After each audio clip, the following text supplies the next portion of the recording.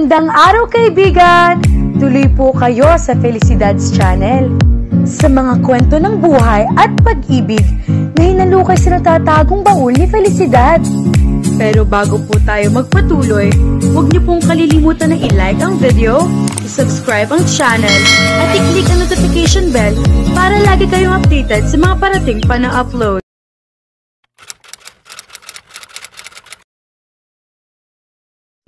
Nakatingin siya sa lalaking nakaluhod sa unahan niya. Katabi nito ang kanyang madrasta na si Vilma na umiiyak. Nakayakap ang babae sa braso niya habang umiiyak.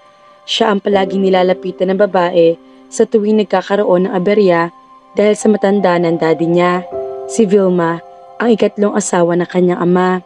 Siya naman ang kaisa-isang anak sa pinakaunang asawa, ang tagapagmana at ang tagasalo ng lahat ng problema.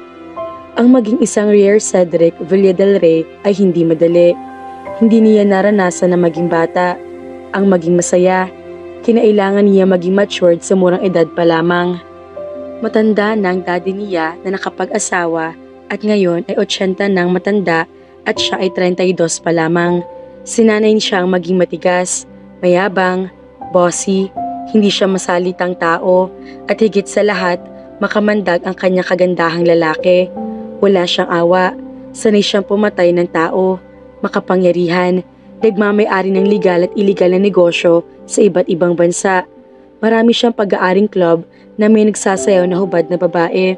Madami na siyang natikmang babae sa mismong club na pagmamay-ari niya at pinagsasayaw niya sa harapan niya ng walang saplot. Walang inosente sa kanya at wala ring takas kapag nakursunadahan niya. He's dark, but his darkness is so damn appealing, addicting, and intoxicating intriguing. Rare, wag mong sabihin palalagpasin mo to. Ninakaw niya ang mga alahas ng daddy mo. At ako pang pinagbibintangan niya, samantalang huling-huli ko siya.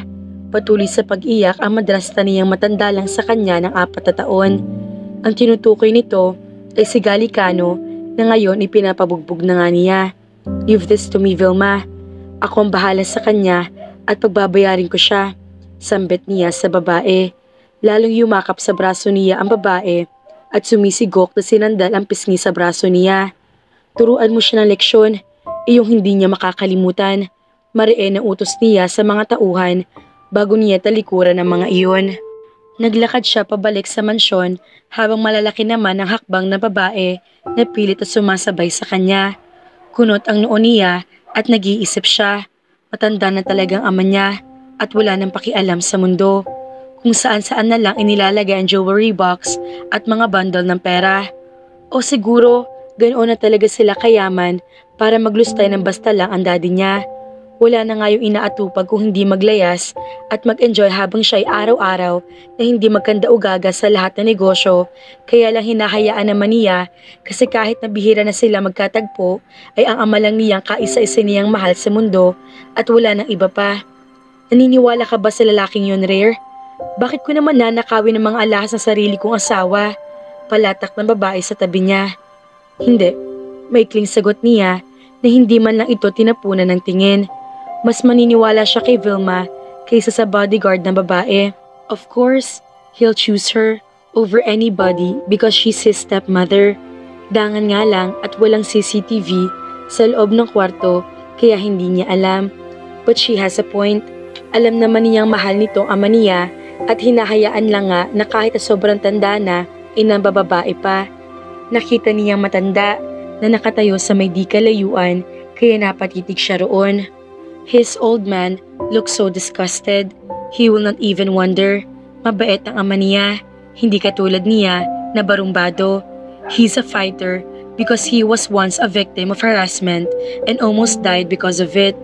Ang history ng buhay niya ay mula sa batang palaging binubuli na natutong lumaban hanggang sa katakutan siya.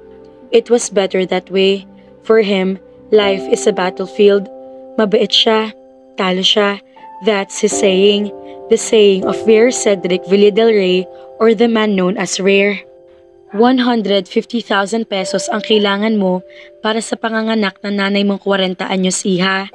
May mayoma siya at sigurado mangangailangan siya ng maraming dugo at lalaki pa ang bill kapag magdesisyon kayong gamutin siya. Iyon ang sinabi ng doktor kay Shania nang kausapin niya ito sa loob ng opisina. Isang obstetrician si Dr. Fernandez sa hospital na pinagdalhan niya sa nanay niya matapos na sumakit ang tiyan. Ayaw niyang mapahamak ang ina, lalo ang kaisa-isang kapatid niya na nasa tiyan noon. Pero saan siya magbubungkal ng mahigit 100,000 piso? Ni pang almusal nga, ay hirap sila dahil nagtitinda lang naman siya ng mga kakanin sa palengke. Tapos heto at may gastusan pa siyang 100,000. Diyos ko po, matatag siyang babae sa kabila ng edad niyang 21 anyos. Subok siya ng buhay pero ngayon ay naiiyak siya. Wala siyang yaman, walang pera, walang bahay na maganda dahil tagpi-tagpi ang bahay nila na ilang metro lang ang layo sa tulay na kapag bumabaha ay kasamang inaanod ng malakas na agos. Nag-aaral naman siya, kaya lang ay hindi siya makatapos dahil patigil-tigil. Kung minsan ay nauunahan pa siya sa mga scholarship programs dahil wala siyang kapit. Wala siyang kapit kasi hindi naman siya toko. Salamat po doktora. Basta, kayo na pong bahala sa nanay ko at sa kapatid ko. Ako na pong bahala sa pera. Matatag pa rin niyang sabi rito na mukhang awa sa kanyang tumingin. Tumango ito at ngumiti sa kanya. Makakaasa ka. Tumayo siya at naglakad papalabas ng opisina. Kailangan niya makadiskarte ng pera para sa dalawang yaman ng buhay niya. Kaya lang ay bumulwak ang galit niya sa lalaki naging ka-live-in ng nanay niya na matapos malaman na nagbubuntis ay galit pang demonyong yon at lumayas na walang paalam. Tapos, ang nanay naman niya ay iiyak-iyak. Ayan, sige nay, buka ka lang ng buka ka na parang palaka. Para namang mukha kang bullfrog na nasobrahan sa himas kaya lumobo ang tiyan. Daldal niya sa nanay niya na makita iyon na iiyak-iyak matapos na iwanan ng hinayupak na moron. Sugarol na, lasanggero pa. Nung una pa responsable effect, ang jablo at paligaw-ligaw sa ina niyang lukaret naman at nadala pa sa beautiful eyes. Ano naman ang karapatan niyang humadlang ay hindi naman niya maibigay ang kakaibang kaligayahan na gusto ng ina niya. Bata pa siya pero hindi siya bulag sa nakikita ng mga mata niya sa paligid. Nawala ang kainusantahan ng utak niya nang minsan na manguha siya ng saging sa sagingan at ibang saging ang nakita niya. Maitim na saging at may buhok. Ang taga-kabilang tulay na si Canor na tagahuli ng suso sa ilog. Ang bisit na yon ay pinatayo lang si Gilda na tagitinda naman ng gulay, napako sa katawan ng saging at shoot na kaagad ang ibon ni Canor. Kakaripa sana siya ng takbo, kaya lang hindi niya nagawa. Lalo na nang parang makita niyang nahihibang ang babae na umaatungal na parang asong ulol. Curious sa pinapanood niyang dalawa na kahit may mga saplot ay nakakapagtalik. Pero yun ang una't huli dahil hindi na yun nasundan pa ng kalaswaan. Napabuga siya ng hangin nang silipin ng ina niya sa labor room. Hindi siya nagpapakita ng sa ina na kahinaan dahil ayaw niya makonsensya ang nanay niya. Mabait naman kasi ang nanay niya. At lukarit nga o sa ibang salita ay luka-luka. Wala naman itong side sa utak. Pero parang ganoon na rin dahil sobrang mabiro kaya ang daming kachismisan lalo kapag nasa palengke at nakikitinda ng isda o gulay o kung ano pa naman ang pwedeng itinda. Kaya nga yata lapitin ng lalaki kahit na medyo may edad na. Pero hindi pa naman matanda ang nanay niya. 42 pa lang at nakapagbuntis pa. Napaiwas siya ng tingin nang parang mamimilipit yon sa sakit. Pipilitin daw kasi na makapag-normal delivery dahil kapos nga sila sa pera. Sa government hospital niya lang sana dadalhin, kaya lang inadiscover nga na may myoma kaya hindi pwedeng walang private doctor na mag-a-assist. Tumalikod na lang siya at hahanap siya ng paraan para magkaroon ng pera. Dapat ihanda niya rin ang sarili sa posibilidad na ma-CS ang nanay niya dahil sa katandaan at sa kondisyon. Hindi naman siya nagsisisi. Naniniwala pa rin siya na blessing ang lahat kaya aalagaan niya ang ina niya at kapatid kahit na gaano pa siya mahirapan. Diyos ko, tulong po. Hindi ko po kaya at esperada na ako magkaroon ng pera. Mahinang bulong niya nang mapadaan siya sa chapel ng ospital at mapatitig sa isang imahe ni Jesus na napako sa krus. Kung ano man ang mapasukan ko, sana po maging maayos pa rin ang lahat para sa nanay ko at sa kapatid ko. Kahit sila lang po, Pudra Jesus. Kahit wag na po ako, kasi binayaan mo na ako ng kagandahan at kagagahan. Sila na lang ang bigyan mo ng matinong buhay. Kailangan ko rin po yata ng gatas kasi mukhang tuyot na ang dede ni nanay. Mukhang wala na siyang sustansya kasi araw-araw na lang na ulam namin ay tuyo. Sana bigyan niyo po ng sabaw. Huwag niyo naman pong lunurin ha kasi mahal ko yun. Nanubig ang mga mata niya sa kabila ng mga kalokohan na lumalabas sa kanyang bibig. Simula po nang kunin ninyo si tatay noong 9 years old ako. Inaalagaan naman ako ni nanay na sobra at minsan lang naman po siya nagkajowa. Huwag niyo po muna sanang kunin ang nanay ko sa akin kasi siya na lang ang meron ako at ang kapatid ko. God bless me po, Pudra Jesus. Babay po. Nag-antanda siya ng krus at nag-flying kiss pa kahit na naiiyak siya sa bigat ng problema niya.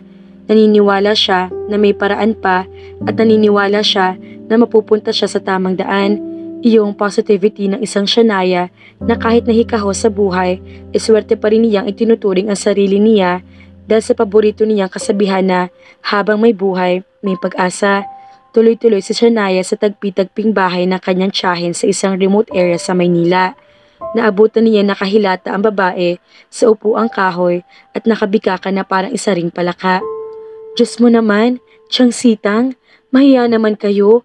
Tumalikod siya dahil puwet ng lalaking sumalubong sa mga mata niya. Parang may mga pinigsahan pa ang lintik at pwede na ipalit sa mapa ng Pilipinas sa mga markang nakaukit sa magkabilang pisngi ng puwet noon. Tutop niyang noo habang nakaharap papalabas ng pintuan. She can even hear the creaking sound of the wooden bench. Binabayo yata ng lalaking tiyahin niyang hostess na wala namang humpay sa pagtaghoy na parang mamamatay yung pusa. Ikaw itong susulpot ng walang paalam? Tapos ako mahihiya. Aba, Shania, umayos ka. Diyos ko, sige pa. Sermon ng tiyahin niya habang patuloy ang pagtunog ng upuan at maya-maya ay nasundan ng ungol ang salitang yun. Pakiramdam niya ay namula siya sa hiya. Anong swerte nga naman ang buhay niya na ganoon pa ang inabutan niyang eksena. Aba, daig pa niya ang nasa porn site sa tindi ng posisyon ng dalawa. Tila wala namang pakialam ang lalaki na sige lang yata ang bira habang nakatalikod siya. Ano na, hindi pa ba tapos siyang? May kailangan ako sa'yo, napapakamot na marcha niya sa may labas ng pintuan. Nagsasex, tapos hawal na hawal ang pinto. Libre silip lang, pero wala siya magagawa dahil sanay ng tiyahin niya sa ganoon. Nagkaisip na siya ay reyna na ng mga pokpok ang tiyahin niya na hindi naman totoong kapatid ng nanay niya. Ampon lang ina niya na mapulot iyon mula sa naaksidenteng jeep at inalagaan ng mga totoong magulang ng Tiyang Sitang niya at Tiyang Luming. Parehas na hostess ang dalawa. Ang Tiyang Sitang niya ang napipirme sa isang club at ang siya naman niyang si Luming ay parang tinalo ang isang babaeng tagapagtinda ng tahong sa araw-araw noong paglalakwat siya para ialok ang sarili sa kung sino ang naghahanap ng aliw. Kung sa pamilyang pinagmulan ay baka masasabi ni Shania na isinusuka sila ng madla. Walang matino sa mga tiyahin niya na kahit kulubot na mga tinggil ay ibinebenta pa rin ang mga sarili para lang makatawid sa pang-araw-araw na buhay. Ang nanay lang niya ang hindi tumulad sa dalawa dahil matino naman iyon kahit napapaano. Maano kayang kaskasin na lang niya ng papel de liha kung Makate hindi yung ibon na kinakaskas niya tapos nakakabuntis pa.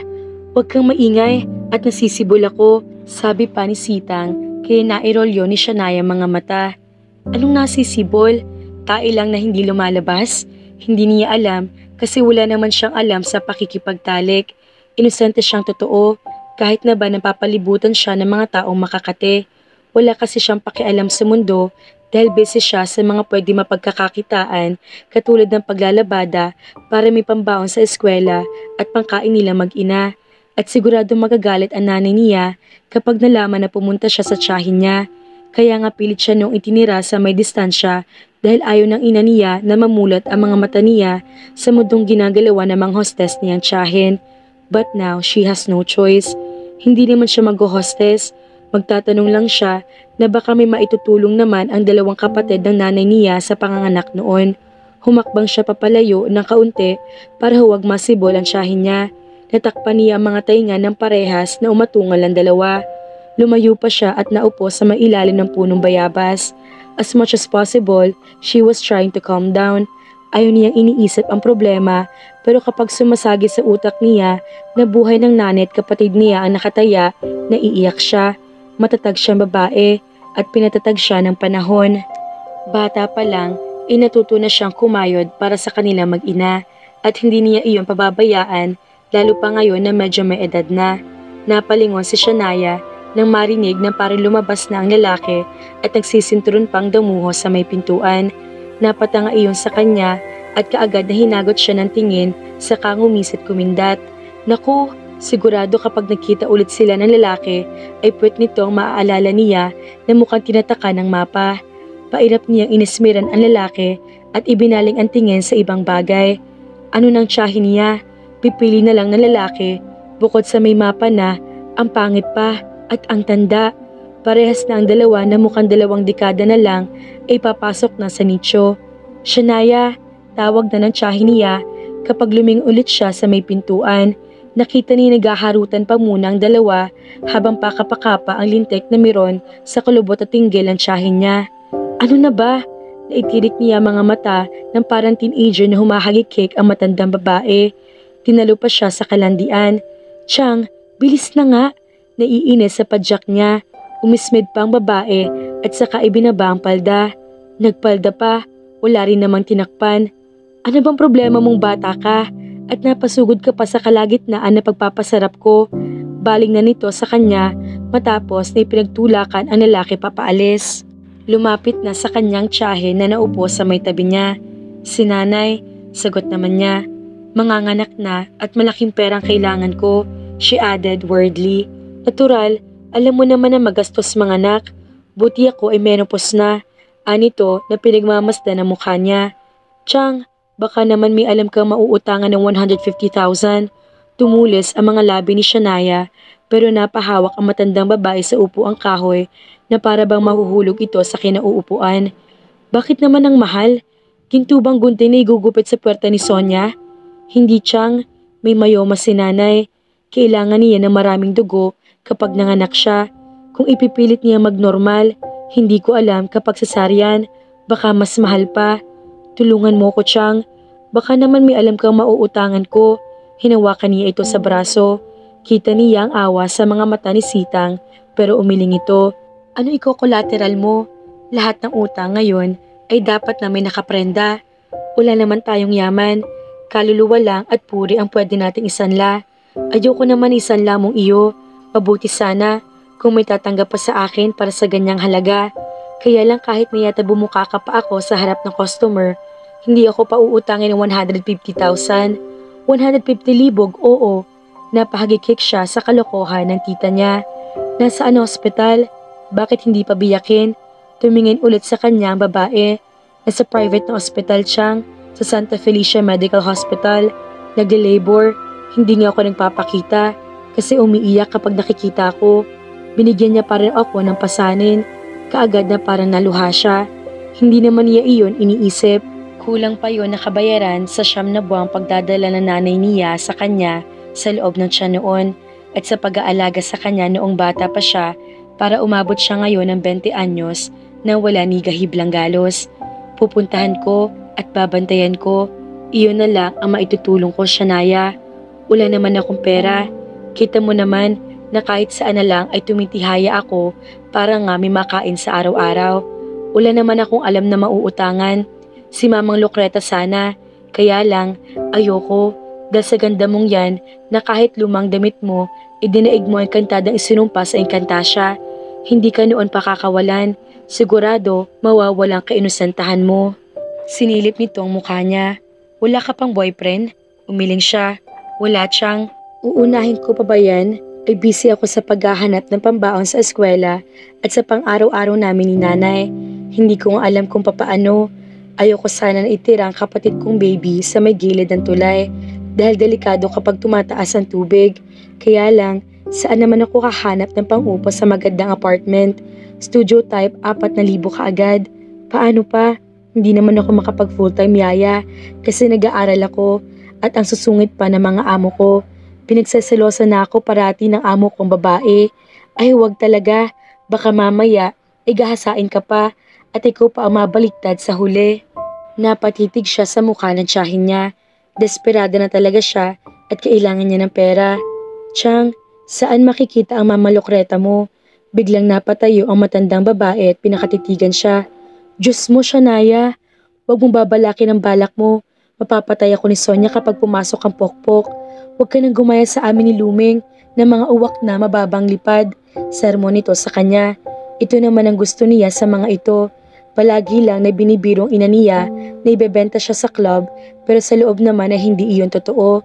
Ayon ng mga ito na tumulad siya sa mga uri ng trabaho ng dalawa na dahil sa kawalan at kahirapan sa buhay ay napipilitan na kumapit sa patalim. Noon, hindi niya maintindihan ang rason kung bakit ganito ang trabaho ng mga tiyahin niya pero nang lumaon na, nagkaroon siya ng mga kaklase na nagbebenta ng aliw kapalit ng pangmatrikula. Nakuha na niya ang mga dahilan. It's easy to earn money, though the work is dirty. At hindi siya nanguhusga at itinatanong kung bakit ganoon ang mga trabaho ng tiya niya at ng iba pang mga kaklase. Sa mundo na mahirap at marumi, ano pa nga ba ang tamang gawin ng mga katulad niyang dukha kung ang lahat naman ay umiikot sa kayamanan at pera? Minsan, napapaisip siya kung ang mundo ba talaga ay ginawa para sa mga katulad niya mahirap pa sa daga o para lang sa mga mayayaman. Pero mukhang oo naman, hindi lang yata magka-level ang mga estado sa buhay at kapag dukha, asahan na mas lalo pang naaapi. Bumuntong hininga siya. Patawarin siya ng nanay niya pero wala na siyang paraan para makakuha ng pera. Hahanapin niya ang lokreta na iyon dahil alam niya kung saan nagtatrabaho ang tiyasitang niya. Noon na kabataan pa nito, ay naroon ito sa pinaka-base pero nang tumanda na ay dinala sa mga club na kahit sino na lang ang nagte-take out. Naaalala niya noong bata pa siya at parang 25 pa lang ang babae, tumitiba ito ng pera dahil hindi pa raw gaanong gamit. Ngayon wala na. Siguro paminsan ay tama na lang na pangkape. Isa lang nanay, isang lalaki ang kapalit na buhay mo at ni baby bunso ko. Hindi na ako babalik. Ibebenta ko ng virginity ko para sa 150,000 mo. Gagawin ko ng 200 para hindi na siya makalunok na isipin pa lang iyon.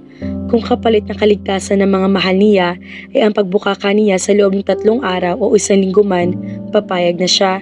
Wala siyang hindi gagawin para sa mahal niyang nanay at lalaking kapatid. Isa lang naman, pagkatapos ay hindi na siya uulit.